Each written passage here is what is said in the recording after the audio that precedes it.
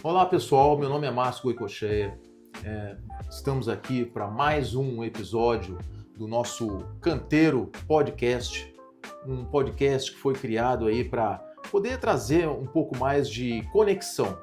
Eu acho que a palavra é essa, conexão entre as partes que envolvem a cadeia produtiva do Brasil, que são os trabalhadores, são as empresas, né, fornecedoras para as grandes indústrias. Então a gente tem todo um conhecimento desse universo e hoje a gente vai trazer aí uma discussão muito relevante que está sendo, aliás, eu acho que está todo mundo um pouco perdido nesse sentido, de tentar descobrir qual é o caminho do futuro do trabalho, né? Aonde que a gente tem que apostar, concentrar as energias para que possa se resolver esse crescimento contínuo do desemprego, né? Para isso, a gente tem uma parceria, a MetaX, junto com o Pastinha, tem uma parceria muito importante aqui no Espírito Santo com uma ONG chamada JA, Junior Achievement, né? Uma ONG mundial, e eu trouxe aqui a Marcela Amorim, que é a diretora da ONG aqui no estado do Espírito Santo. Estamos juntos, né, Marcela, começando uma frente aí de consciência, de construção de consciência, vamos dizer assim, em cima de uma parcela dessa classe aí da geração Z, né? São o futuro do trabalho em si, né? E como que essas pessoas precisam construir as suas trajetórias, né? São cheias de conceitos formados, de ideologias, né? Então agora é a hora da gente discutir um pouco sobre isso e de repente contribuir aí para uma melhora, né? E para uma solução desse problema que está por vir aí, né, Marcela? Então, e aí? Seja bem-vinda, obrigado por participar do nosso podcast aí. Márcio, a gente agradece, eu, JA, né, e logicamente todos os jovens que a gente representa. É muito importante para nós estar nesses espaços, dialogar sobre o futuro do trabalho, principalmente o que a gente faz hoje pensando nesse futuro do trabalho, né? Graças a você, nosso parceiro enquanto empresa e também enquanto pessoa, porque está sempre como voluntário nas nossas ações, serve de muita inspiração, leva a mensagem, né, desse outro lado da mesa para os jovens que estão começando a pensar em suas carreiras. Então, a gente que agradece mais uma vez por Marcela, estar aqui. Eu que agradeço. Marcela, eu sei que você tem uma trajetória muito legal de construção, né? Onde você começou, enfim, conta um pouco de como que você começou e o que está dando essa sustentação para o que você é hoje, né? E essa bandeira que você carrega para tentar aí, né, achar um jeito de criar essas conexões entre os jovens e as empresas. Gosto de falar disso porque eu tenho uma conexão com a JA desde a minha adolescência. Então, sempre que eu passo pelos projetos, nessa oportunidade de ser porta-voz da JA, eu conto da minha história, porque quando fui adolescente, começando ainda a pensar no que fazer de carreira, estudei em escola pública e a minha escola abraçava muitas iniciativas, né, de projetos sociais. Tinha a JA no radar e a gente aprendeu, já tinha JA. A JA no Espírito Santo tem 23 anos de trajetória. A minha história aí na adolescência tem uns 16 anos para trás. E naquela época a gente já começou a entender, né, por causa desse projeto, quais eram as possibilidades do mercado, né? O programa se chamava Mini Empresa, é um programa que ainda existe. E a gente aprende a construir uma empresa dentro desse processo, né, dentro dessa jornada. E muitas das vezes a gente não pensa, né, em ser empresário, a gente quer seguir outros caminhos, mas a gente tem a oportunidade de conhecer as profissões. E mais do que isso, já começar a empreender a própria vida. Então, a grande mensagem do programa Mini Empresa, né, e os programas da JA de Educação Empreendedora é que a gente olhe para a nossa própria vida e pense na nossa jornada como nós sendo empreendedores desse próprio caminho, né?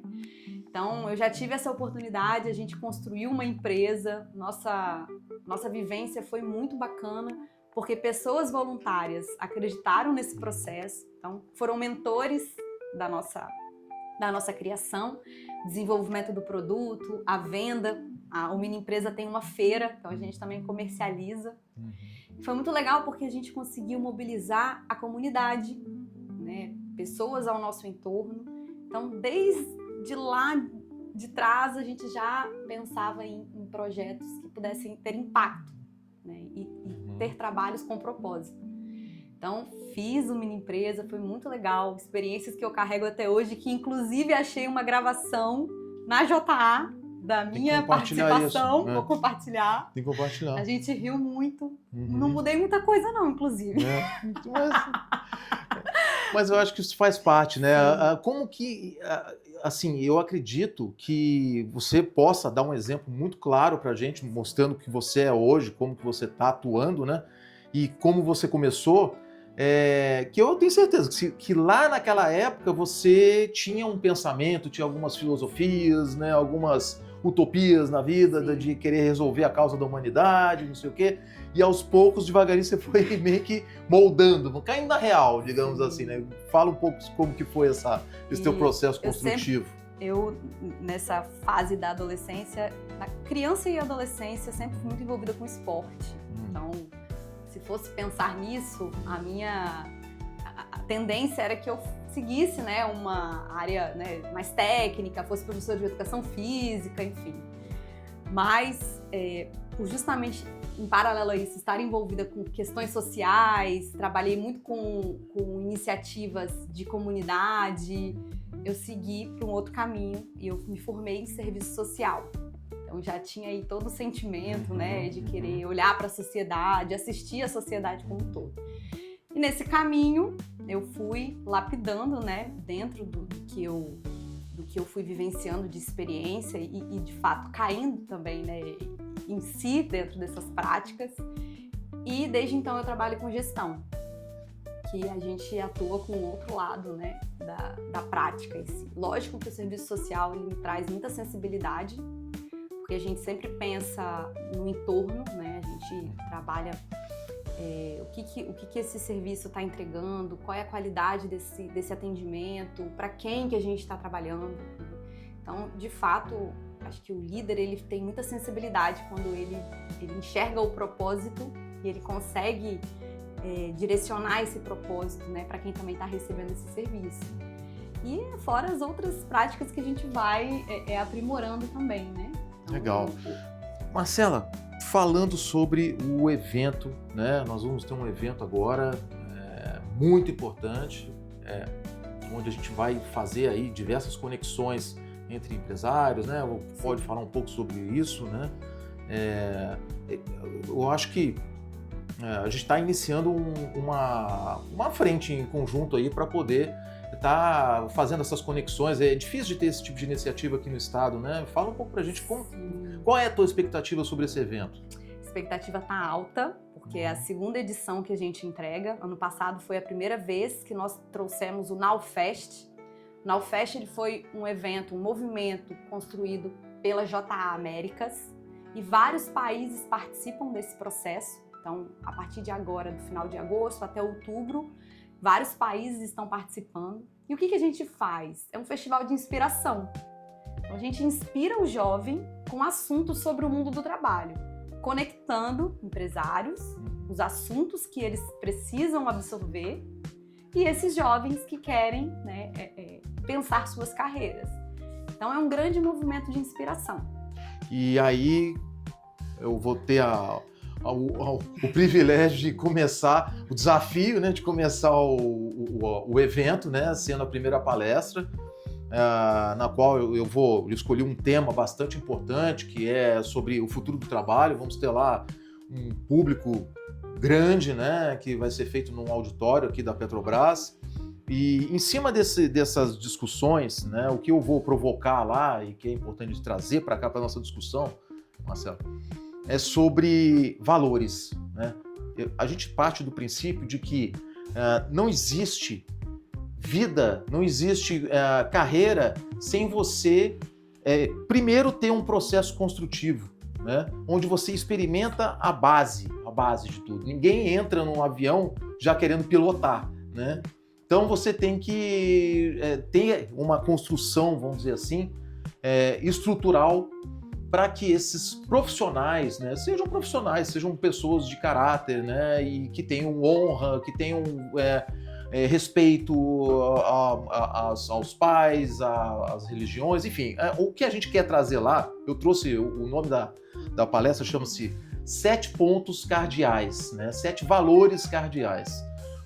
Então a gente vai falar sobre amor filial, reverência pelas coisas sagradas, cortesia, companheirismo, fidelidade, pureza e patriotismo, né? Vamos falar um pouquinho sobre cada valor desse aqui, Marcela. Vamos lá, vamos ver se a gente consegue provocar um pouquinho aqui, né? Para que as pessoas saibam a importância de cada item desse aí. Sobre amor filial. Muitas pessoas da geração Z colocam a família e saúde mental acima do trabalho, né? Isso para você é o quê? É fraqueza ou é maturidade? Fraqueza não, maturidade. Maturidade. Para a gente pensar, né, entre esses dois contrapontos, com certeza a maturidade. A gente fala que a geração Z ela tá muito obstinada, né? Ela quer colocar ali o poder de fala dela, né? De convicção do que ela quer. E quando a gente estava discutindo sobre o propósito, a entrega com propósito, a geração Z ela vem muito forte nisso, né? Então, pensar na regra, família, saúde, trabalho, ela está bem ainda direcionada para isso. Tem mais força, né, para esse direcionamento. É um ponto muito importante, né? Porque ali você está dando a questão de um amor filial, né? Você valorizar a família, ter como referência a família, o pai que é um pedreiro, né? Um pai que é um policial, que mostra lá quais são os valores, né? De como que ele chegou até lá, gera referência para as pessoas. Eu acho que o principal é você criar referência para as pessoas, né? Que hoje está em falta, né? Quais são as referências que eles têm hoje? Exatamente. É o que a gente já vem conversando, né, dentro desses temas da sua palestra. Eu acho que a gente enxerga muito isso, né? Com esse avanço da tecnologia e com o avanço das informações, eles têm tantas informações ao mesmo tempo que a gente precisa mostrar para eles a inspiração, né? Para que eles tenham um discernimento. Então, a gente precisa muito trabalhar essa questão do discernimento, que eu acho que vai de encontro com o que a gente vem discutindo. Exatamente. Né? E criar referências sólidas. A gente pensando hoje nessas ferramentas que eles podem ganhar dinheiro com a internet, né? Questões dos jogos, das bets, enfim, muitas questões que fragilizam todo esse processo. Como que a gente pode, né, resgatar, de fato, essas referências sólidas para que eles sigam seus caminhos, né? Eu estava vendo um meme desses, né, onde um cara está entrevistando jovens, assim, né, numa balada, e aí ele pergunta para a menina assim, tá, você está estudando o quê? Eu estou estudando medicina. E qual que seria o seu maior objetivo de salário, né, que você pensa em ganhar? Aí a menina pega e fala assim, sei lá, uns 20 mil reais, 25 mil reais, né? E aí ele vai em outra menina e pergunta para ela assim, o que você faz hoje? Não, eu tenho OnlyFans. E o que você ganha? Quanto que você ganha hoje? Eu ganho 100, 150 mil. Então, assim, cara, fica complicado, né? Claro que o dinheiro, ele gera, né, todo esse encantamento, né? Mas nessas horas que você ter lá a base familiar é que sustenta, né? Você pensa duas vezes, né? Ter as inspirações, né, e as referências sólidas que de fato vão sustentar isso, né? E a gente reforça, inclusive, o apoio que a gente tem de vocês enquanto voluntários na nossa multiplicação, né, de conteúdos, e quanto é importante vocês irem a campo junto com a gente para levar essas mensagens, né? Nós tivemos uma última ação numa escola com técnico e com ensino de jovens e adultos. Você teve a experiência de compartilhar a sua história e no final eles te procuraram, né? Conversaram com você. Eu achei interessante, nem achei que aquilo fosse acontecer, né? Isso acontece. A gente, às vezes, acha que eles não estão tão interessados em receber a nossa mensagem, mas sempre tem. Sempre tem alguém. Eu achei legal que a gente, até se tiver imagens aí, a gente pode cobrir depois para mostrar. Eu trouxe 3 meninas lá na frente e botei para cantar o hino.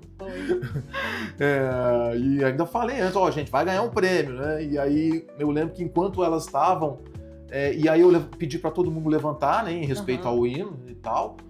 E só que tinha um menino que ele não tinha levantado. E ele tava olhando pra mim feio, parece que ele tava me encarando, assim, sabe? Eu não vou levantar, cara, você não vou fazer isso, isso não... Mais ou menos assim. Aí eu brinquei até com ele. Pô, você é gringo, por acaso? Deve ser gringo, né? O cara não...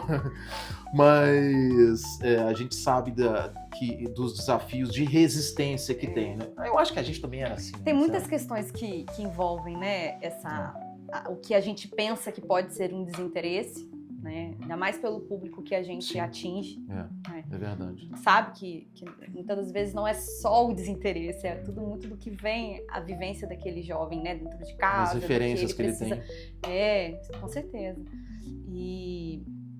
Então a gente precisa realmente ocupar esses espaços junto com eles para estimular, uma resiliência, né? Exatamente. Que vocês têm. Para estimular. O outro ponto também importante é sobre a reverência pelas coisas sagradas, né? Então, o quanto os ambientes corporativos estão preparados para acolher diversidade de fé, propósito e espiritualidade, né? Os ambientes corporativos.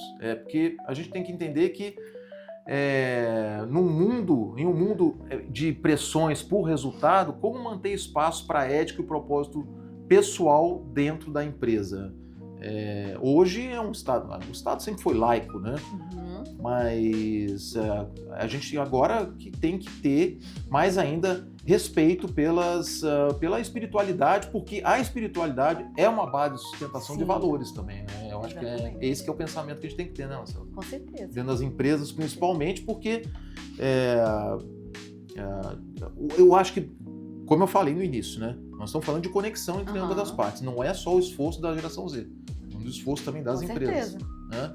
Então as empresas têm que ter esse tipo de princípio também, né? De trazer pessoas com valores espirituais para dentro das suas corporações, né? Que isso, com certeza, traz um alicerce, traz uma sustentação de caráter dessa pessoa. De alguma forma ela está sustentando o caráter dela lá, que seja numa igreja evangélica, que seja no espiritismo, ou seja o que for, né? Isso é muito importante, tá? O terceiro ponto que a gente também vai trazer lá para a nossa palestra, fala sobre cortesia. Né? Como que a gente transforma processos de contratação e liderança em experiências mais humanas e respeitosas? A geração Z ela é vista muitas vezes como direta demais. Não é isso? Você conhece? Será que não é uma... Como é que você enxerga assim, esse comportamento deles, né? Você já viu situações desse tipo? Já, inclusive a gente levanta muitas discussões, né? Até que ponto a gente faz uma crítica negativa ao que eles colocam, mas também até que ponto a gente não para se colocar numa situação de que muitas das vezes a atitude que eles tomam é uma atitude que a gente também queria ter tomado e não conseguiu, né? Justamente por tantas questões que vão maquiando aí a nossa vivência, né? A questão talvez da autoridade, né? Da hierarquia. E parece que eles não querem isso, né? Mas a gente sempre está fazendo esse contraponto com eles. Até que ponto isso é saudável, né? E de fato eles precisam se posicionar para o que eles querem, mas também até que ponto isso não pode atrapalhar e tornar o processo deles fragilizado, porque eles não vão respeitar uma cultura de uma empresa, né? Não vão respeitar aquele processo hierárquico, né? Exatamente, que faz parte da vida. Exatamente. Porque tem muitos que falam tipo assim, não, eu não quero ter chefe, eu quero ser empreendedor, já começar fazendo a minha vida sem responder para ninguém.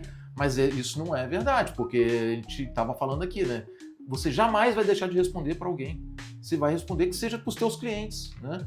Mas é importante que as pessoas saibam que a hierarquia faz parte da vida, faz parte do meio profissional. Sem hierarquia, não há profissionalismo, não há confiança nessa pessoa. E é claro que a gente faz, né, essas construtivas com eles, né, nesse espaço de escuta e de mostrar para eles como que o mercado também se posiciona, mas que de fato eles também precisam falar e ser ouvidos, né? Então é importante nesse processo de liderança, essa liderança que tem uma escuta qualificada, né, para conseguir fazer com que os ambientes, né, sejam então, equilibrados. Mais uma vez, né? São os dois lados que tem que se enxergar, né? Não é só, não, porque o menino falou diretamente com o superior dele e ele está sendo, né? Tá batendo de frente com o líder dele. Não, mas na verdade você tem que criar canais de comunicação e de entendimento, né? Claro que existem comportamentos que têm que ser analisados, né? Ou atitudes, né? Então, existe diferença entre comportamento e atitude, né? Exatamente. Na parte de um quarto ponto que nós vamos falar também, que é sobre companheirismo, né? Então, hoje, muito se fala deles quererem trabalhar sozinhos, né? Dentro de casa, ou então não ter que responder com ninguém, mas ao mesmo tempo sentem falta de criar conexões. Você você enxerga isso também? Enxerga, e a gente também, nas contratações que nós temos, né, junto com essa geração, a gente logicamente tem que lidar com isso, né? E a gente traz esse contraponto até mesmo da criatividade, né? Como que a gente pode construir espaços para que esse público, né, para que essa geração se sinta acolhida e pertencida naquele espaço, e que ao mesmo tempo ela também consiga exercer a criatividade dela. Então a gente vai fazendo essas ponderações também, né, dentro dos nossos processos. Então como que a gente pode construir? É possível que seja um trabalho híbrido? Né? Ele prefere ter, né, dentro lógico, né, da necessidade do trabalho, dentro do que a gente consegue, de fato, da cultura da nossa empresa absorver. Mas é possível que a gente consiga mediar uma coisa e outra para que ele tenha a autonomia dele preservada, que ele possa exercer cada vez mais a criatividade?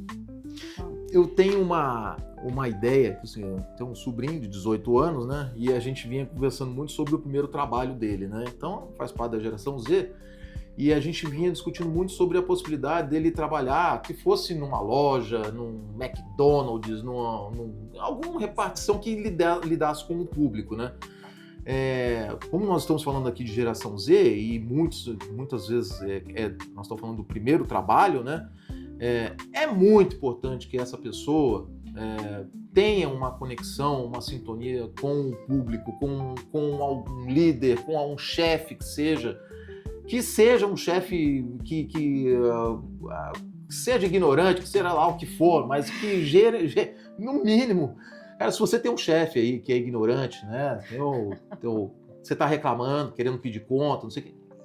Tudo é uma questão de construção de caráter, tá? Pelo menos você está aprendendo a engolir sapo. Então, eu acho que essa que é a ideia.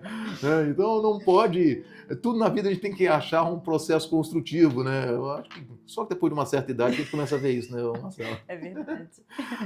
Acho que tudo tem uma soma. Tudo tem uma soma. Não é jogar tudo pro alto. Para com esse negócio, essa impulsividade. Eu não quero mais nada, não sei o que, joga tudo pra cima. Né? Então... Por mais que às vezes a gente tenha Tenha vontade, mas não adianta, cara. O mundo adianta. Não é justo pra ninguém, cara. O mundo não é justo pra ninguém, tá? Então, encare tudo como teu processo de construção, né, de vida, de jornada, e aí vai aprendendo. Tudo tem que tirar aprendizado. E nisso, Márcio, a gente pode fazer uma fala também sobre os processos de feedback. Importante. Né? A gente fala muito com os jovens sobre a importância de um feedback. A gente sabe, né, das dificuldades que às vezes a gente tem de gerar um feedback com uma equipe, né, e de receber o feedback também. E agora a gente, né, com essa nova geração que ainda vai ocupar o mercado, a gente tenta enfatizar muito sobre esse instrumento. Sim, né? É muito importante. Porque se a partir do momento ele está lidando com um chefe, né, com um líder que seja mais autoritário, que seja mais... Né, como que ele está lidando com esse processo de feedback? Como que ele também pode cooperar com a construção de um feedback positivo dentro da empresa? Né? Eu gosto de dizer que o feedback, quando você aprende a receber feedback, é quando você agradece. Né? Então você agradeceu, depois que o cara foi lá e ficou te cacetando durante 15 minutos, falando, você é isso, você é aquilo, fez isso, fez aquilo, não sei o que. É claro que você não pode classificar um feedback, um bom feedback, quando o cara te desqualifica, né? Fala, você é burro, você é não sei o que. Aí isso não é feedback. Isso é agressão.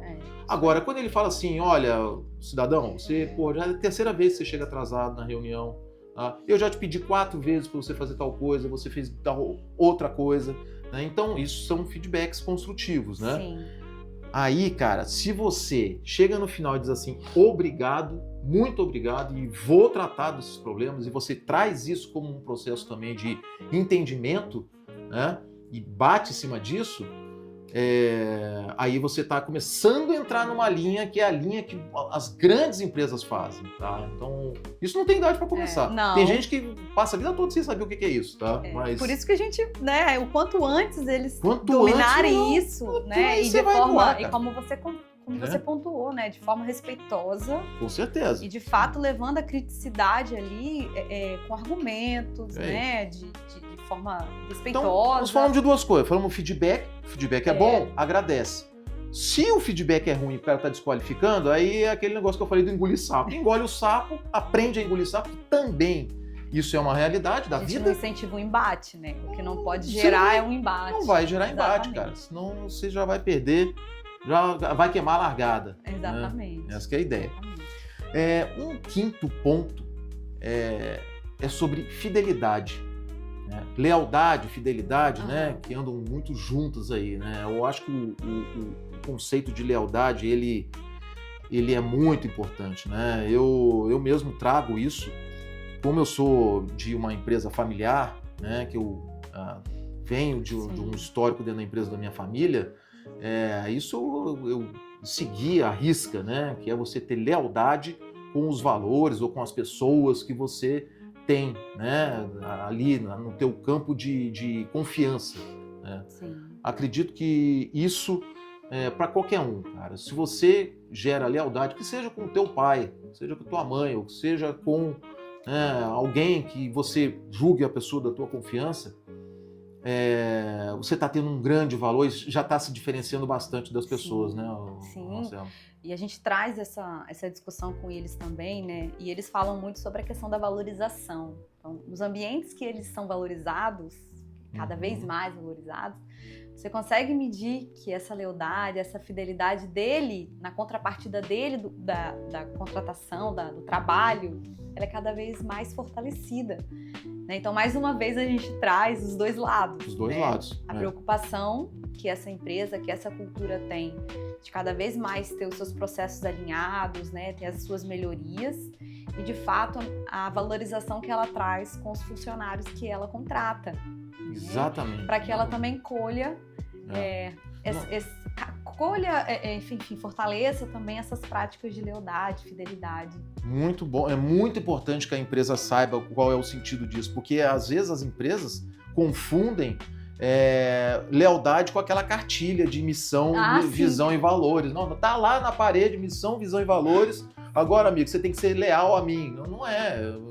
Eu acho que a lealdade, eu gosto de pensar, lembrar o seguinte, na época da nossa empresa, já tivemos épocas de vacas magras, né, da minha família, na qual a gente empilhava conta de luz na mesa, né, e tiveram as pessoas que estavam com a gente lá, tem muitos que estão até hoje, né, e enfim, a gente sabe qual é o valor disso, né, porque você está lá no osso, roendo o osso, né, e depois, na hora das vacas gordas, você trazer a devida valorização dessas pessoas, entendeu? E acaba sendo uma prática que vai linear, né? Assim, ela se complementa e ela tem uma perenidade. Exatamente, né? A gente pode falar até de nós. Olha só. Com certeza. Você, hoje, enquanto empresa, é um investidor da JA. Você, como Márcio, também é um voluntário da JA. Você acredita, né, no que a gente leva para o jovem. E você acredita no potencial do jovem. E a gente aqui, enquanto JA, está vestindo a camisa da empresa. A gente se conecta, a gente se transforma juntos, né? Então, a JA e a MetaX, elas têm um processo de valorização perene, né, no processo. Sim. E muito do que vocês entregam enquanto empresa, você, né, a liderança da empresa, o que você passa para os seus funcionários, o que eles acreditam no trabalho que você desenvolve e principalmente o que você traz com a gente lá na ponta para ser de inspiração para esses jovens. É isso, obrigado, Marcela. Porque, na verdade, eu entendo que tem o meu nome e o nome da empresa junto desse processo, né? Das duas empresas, né? A MetaX e o Pastinha. Mas se em algum momento esses caminhos se separarem, pelo menos ela vai ter esse DNA. Com certeza. Então, eu quero trazer muito isso, sabe? Eu acho que a gente é além do que só uma marca de empresa. Exatamente. É nesse sentido aí que eu busco essa sintonia com vocês. Nós estamos fazendo esses trabalhos aí em cima das escolas, tentar passar um pouco da minha experiência, da minha visão de vida, né? Pô, se vier uma pessoa, como veio lá no dia, sim, né? 2 pessoas me perguntar, eu querer, cara, pô, eu tô querendo escolher e tal, não sei se eu faço isso, faço aquilo.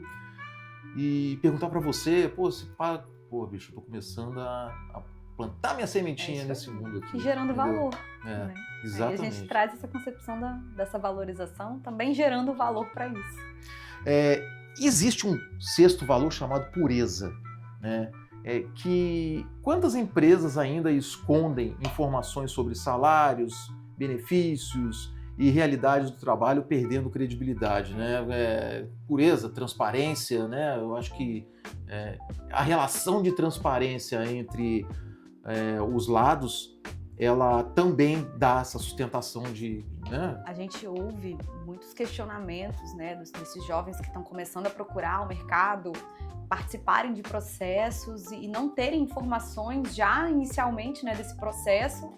E quando chega na entrevista, ali na primeira etapa dessa seleção, ficam sabendo sobre valor de salário, condições de trabalho, e que ele às vezes passa por um grande processo e que às vezes ele aumenta não vai a expectativa, chega lá que para ele não vai compensar. Às vezes ele mora em um município distante e aquela carga horária que não foi avisada qual seria, para ele não vai ser compatível. E até mesmo o salário não vai ser atrativo pela demanda, mas ele não fica sabendo disso, não tem a transparência, né? Dá a impressão de que assim, você tem o privilégio de estar entrando na minha empresa. Exatamente. E não é assim, né, cara? Não é assim. Tanto que a gente passa ali em Viana aqui, a gente vê as faixas na frente. Estamos contratando, faixa fixa. Tá? Estamos contratando. Então, o que precisa ser feito é se colocar no mesmo nível, né? Os dois lados. Tem muita empresa, Marcela, que transporta... não é empresa, tem profissionais dentro das empresas que transferem a responsabilidade delas de entenderem quem são esses profissionais que estão entrando, né? De, às vezes, fazer um processo melhor de qualificação ou até de crescimento dentro da empresa. Ao invés de fazerem isso, eles estão lá cortando os candidatos e dizendo que não tem candidato adequado para a vaga adequada. Então não existe, cara. Não existe encaixe perfeito em nada, né? Se você vier construir uma ponte, você tem que ter um distanciamento para poder haver, né? Como é que fala esqueci o nome daqueles falam que é... esqueci, mas depois corta aí. Aquele negócio que eles falam de... atrito, não, como é que a ponte, para ela se conectar, ela faz as conexões para elas elas não são perfeitas. Uhum. Alguém vai saber dizer, mas enfim. não existe, editores. não existe encaixe perfeito. Não existe encaixe perfeito em nada.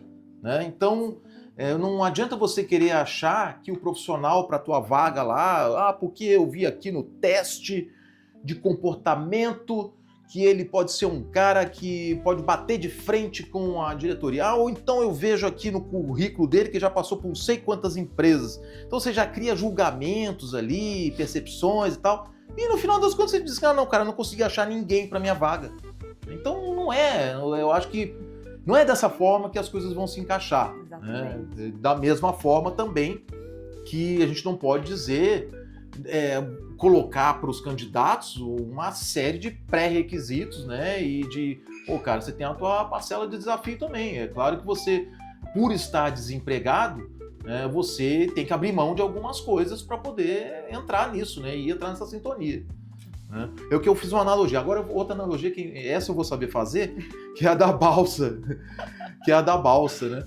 Quando uma balsa está atracando, numa maré batendo, né? Então você tem que achar o momento certo para essa balsa estar no mesmo nível e a pessoa atravessar.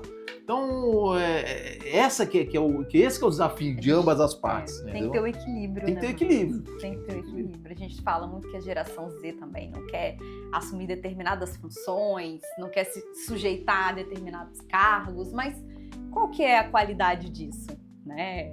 Tá sendo justo o que estão pagando para o que eles querem enquanto contrapartida de trabalho? Exatamente. Né? Exatamente. Então são todas essas... Então a honestidade, ela é fundamental. Exatamente. É fundamental. E aí eu venho para o 7º ponto que nós vamos colocar lá, que ele é mais polêmico, digamos assim, nesses tempos de hoje, né? Chama-se patriotismo. O que é o patriotismo? O patriotismo não é só a questão da bandeira do Brasil, né? Claro que a gente faz uma analogia lá, coloca lá inclusive a dinâmica que ficou faz muito uma legal. Dinâmica com a turma lá e tal, mas você valorizar o lugar onde você nasceu, aonde você está, são as tuas raízes, né? Sim. Então as tuas raízes, elas têm que ser valorizadas, não é uma pessoa sem pátria, sem raízes, ela fica desnorteada. Acho que a gente pode trazer o exemplo da dinâmica que você fez com os estudantes. De fato, não falar só de bandeira, enfim, mas a gente trouxe o hino, né? Você levou o hino como um exemplo, né, para que eles possam seguir. A gente até achou que não ia ter adesão na dinâmica e pelo contrário, né? Foi super divertida. Foi. Eles entenderam a mensagem que você passou, né? E ficou muito curiosa até a forma como eles receberam, né, a atividade. Exatamente. Você quer ver uma coisa? Se você fala assim, onde nasceu Pelé?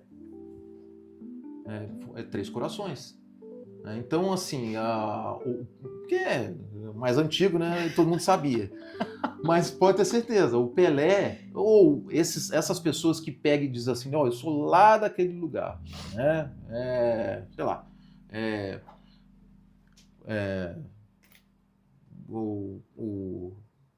puta que pariu, esqueci o nome do presidente. Eu ia falar o nome do presidente lá, mas aquele de 1950. Getúlio Vargas, Rio Grande do Sul. Então as pessoas que buscam nas suas áreas, Ayrton Senna, São Paulo, que ficava lá em Interlagos, treinando na chuva. Então, assim, todas as pessoas que fixam as suas raízes, os seus valores no local onde nasceu, né, elas sustentam mais o que elas fazem, né, o que elas são hoje, e o sucesso delas, com certeza, fica mais sustentável, entendeu? Então, essa que é a ideia. E é uma discussão importante, né, porque hoje a gente vê isso tudo muito fragilizado, né? Como a gente já conversou, né, no início sobre essas inspirações, né? Quem são as referências hoje? Pois é. Então, enfim, Marcela, falamos de 7 valores aqui, tá, pessoal? Que vão aí dar a sustentação da nossa palestra. É nesse nível que a gente talvez comece a criar uma sintonia, né, um encantamento, né? Também, óbvio que isso não vai ser só direcionado para os garotos, né? Mas, em geral, para as empresas também, a gente tem aí esse desafio de criar essa sintonia. iniciar uma bandeira juntos, né? Tenho certeza que a JA ela vai nos ajudar, né? E nós vamos também em conjunto, né? Ter algumas conquistas aí, né? Que já estão por vir, né? Com certeza. É isso, gente. Bom, o que a gente fala do que a gente faz, que é transformar vidas, seja uma, seja duas, seja milhares, como a gente tem o propósito de alcançar. A gente tem feito isso nessa parceria de forma muito bem feita, né? E ter você nesse movimento, principalmente no NowFest, é onde a gente vai, inclusive, inaugurar o NowFest. São 2 dias de evento. Belo desafio, hein? Dia 3 e 4 de setembro, no auditório da Petrobras. Então, o Márcio ele já vai inaugurar as palestras. A gente já vai começar com o tarrafo lá em cima. É isso, gente. Eu acho que muito obrigado aí pela tua presença, né? A gente vai passar aí o nosso, enfim, toda a nossa filosofia, tudo que a gente pensa, tudo que a gente tá estruturando, né? Para uma transformação, né? Para uma elevação de consciência das pessoas, né? Das empresas, do mercado de trabalho e tentar, de alguma forma, contribuir para o crescimento da sociedade, né? Então, vamos começar lá por esse grande evento lá na Petrobras. Estamos juntos lá.